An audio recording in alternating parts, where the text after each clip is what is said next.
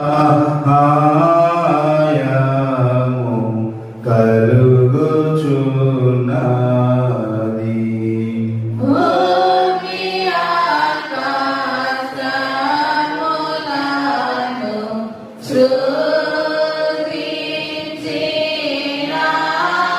వాడు ఆయనే.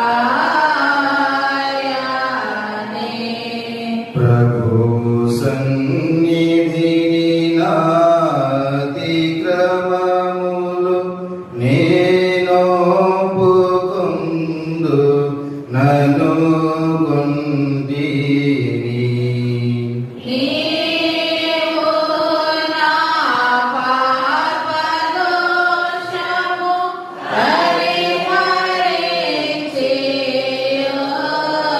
పరిహరించియున్నావు.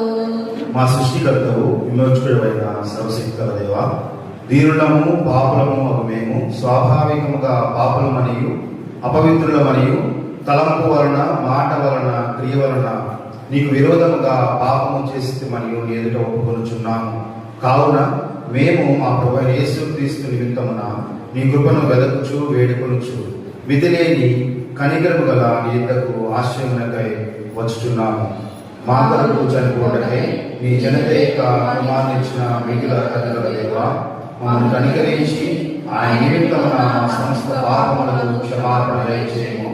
మేము నీ కృప చేత నీ జీవం పొందినట్లు నిన్ను గురించి నీ చిత్తమును గురించి సరైన జ్ఞానము నీ వాక్యము తగిన విధేయతను మా ఆయన నీ పరిశుద్ధాత్మ వలన ఉద్దిపదింపమని మా ప్రభువైన యేసుక్రీస్తు ద్వారా వేడుకొనుచున్నాము. ఆమేన్. మన పరలోకపు తండ్రి సర్వశక్తి గల దేవుడు మనల్ని కనికరించి మన కొరకు చనిపోవటకై తన ఏక కుమారునిచ్చి ఆయన మూలమున మన పాపములన్నిటినీ క్షమించున్నాడు.